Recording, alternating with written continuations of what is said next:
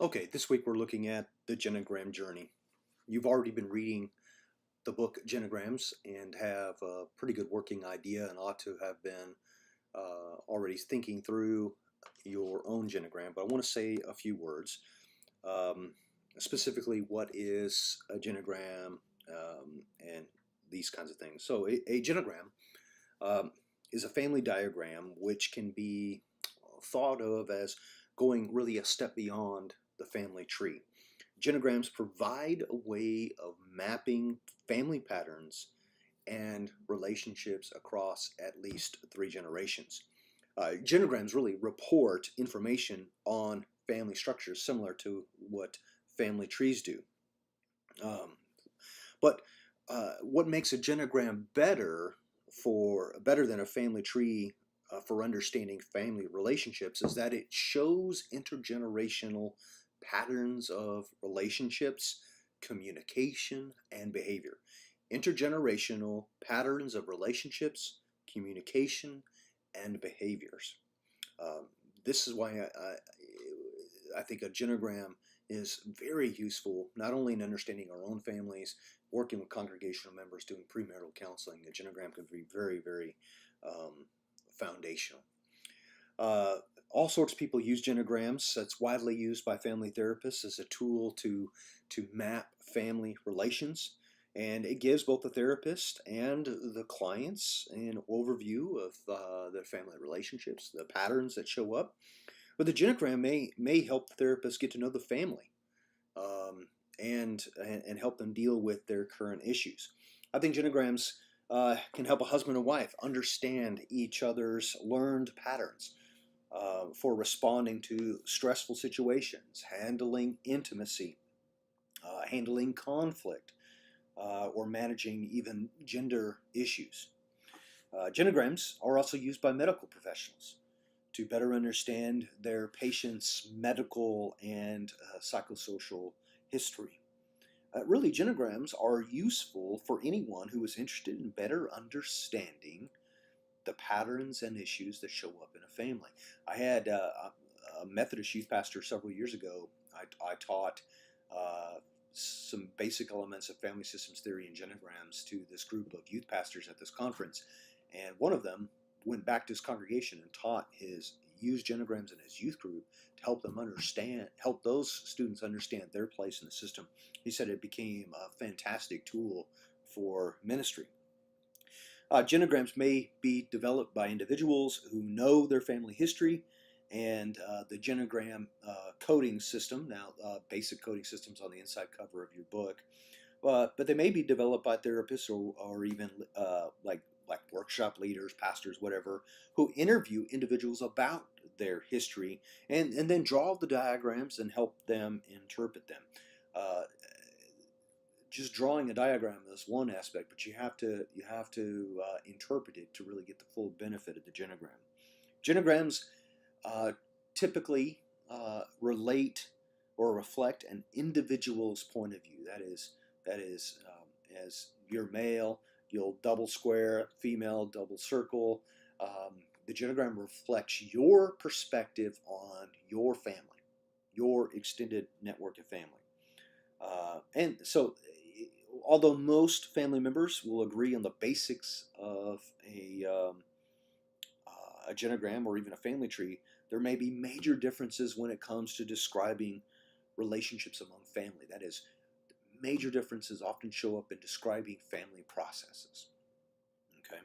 Now, genograms provide a broad framework in which we can view family relationships. Understanding the family is done in part by understanding family communication. Family communication both shapes and is shaped by family relationships. So, for instance, couples who attend like a marriage seminar, marriage education courses or classes, they learn better ways to communicate with each other. Changing their communication habits in their marriage may ultimately have a major effect on the relationship. Uh, Another example might be with siblings who lose both parents at an early age, and they become very, very close. The relationship they have as children may have lasting effects on their communication throughout their lives. But as they grow older, as they marry, they move away from each other, they may still communicate frequently, disclosing their disappointments and joys with each other. So those interested in family communication can learn a lot from genograms. As you know more about genograms, as you read through the genogram book, as you do your own genogram, keep this question in mind. How might this genogram, how might your genogram, how might your use of genograms impact how a family communicates? Okay. Now, what if two members of the same family disagree about the meaning of a genogram? Well, interpretation is influenced by the creator of the genogram. Never forget that. As you guys create your genograms, you're the creator. There is no absolute right genogram for one family. Different family members may have different perspectives on the relationships in the family, particular events that transpire, rules and roles, etc. And therefore, they may even construct their genograms of the same family very differently. For instance, perhaps the oldest child in the family is left home while the younger teenage sister is still at home. Uh, the older sibling may draw a genogram showing the sister as having a close relationship with parents, closer than in fact they do.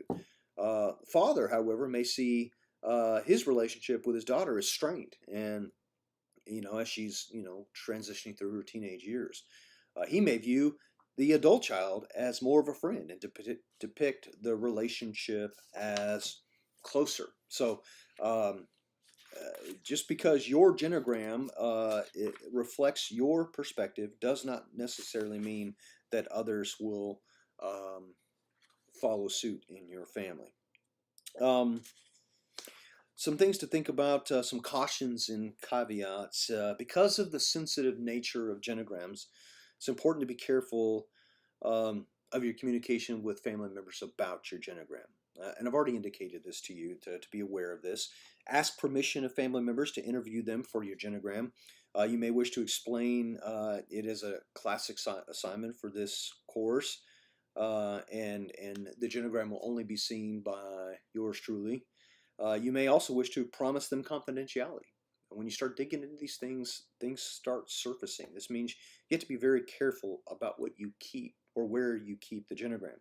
Understand that there's going to be a variation among different family members regarding certain issues that you may be interested in. So, your mother, for example, might tell you that she's always had a conflictual relationship with her own mother, but while your grandmother sees the relationship as close and conflict-free. If there is information that a family member does not feel comfortable sharing with you, don't push that person to share it. This is a class project meant to just give you exposure to how a genogram works. It should never disrupt a family's life. You can practice creating genograms for functional families, just such as those found in plays or novels or like in your book, to kind of give you some practice of going through this. An interesting project to think of is do a genogram for Abraham's family or for David's family. Really gives you a tremendous amount of insight into Scripture from a systems perspective using a genogram. After you create your own genogram, you want to be careful about when and with whom you share it. It's probably not wise to pull the genogram out at Thanksgiving and pass it around. If a family member does indicate that they are interested in your genogram, be sensitive in showing that person your genogram. You may want to explain the genogram you've drawn is only from one perspective, and everyone in the family may not necessarily agree with the genogram. It's wiser to explain that you promised your informant's confidentiality or to summarize the information generally. Now, as you begin to create your own genogram, you might begin asking yourself, where do you begin? Before you even start putting pen to paper or using a program, you need to do some background work. You need to decide how many generations you wish to depict. And I've already indicated that for you. I want you to go back 3 generations. You'll probably want to keep those generations in mind. Next, you need to do some research. You may look at family trees that might have surfaced that have all the names, birth dates, relations. You may interview some family members to fill in some of that missing information. You might ask family members to tell you stories to understand what types of relationships different family members have. Remember what you learned in the book and what I've already shared with you about cautions to be aware of. Be sensitive in approaching family members. Now, once you have the information collected, kind of let your artistic talents flow. Um, there are basically two methods you could use. You could draw it, which is often the easiest, but a lot of people opt to use a computer. When you're doing a drawing, I've seen students in the past who create fantastic genograms with markers and poster board.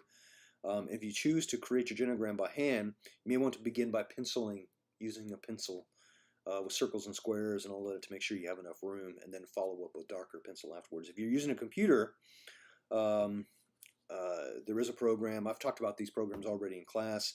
You might use just a drawing program, or even the drawing program is found in Microsoft Word. Could be a possibility. But there are some other programs out there where you can. How much detail? I want family members' names. You don't need the occupations. We've already talked about things that you need to have on there. Make sure that you're identified as the index person.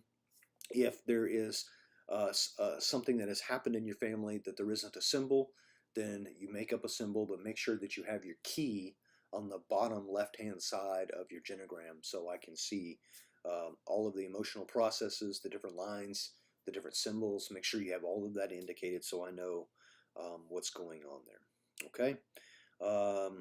Bottom line is that as long as you follow the accepted symbols, that should be good enough for our purposes together and for your genogram.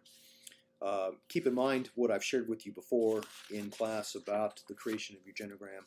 Remember how sensitive it could be to do these interviews and stuff. And bottom line is enjoy this. As you practice on yourself, you'll get better, and I think you'll be able to use it as a tool to interact with your spouse or future spouse, your congregation, these types of things, certainly in pastoral care. All right. Look forward to our conversations this week. Blessings and peace.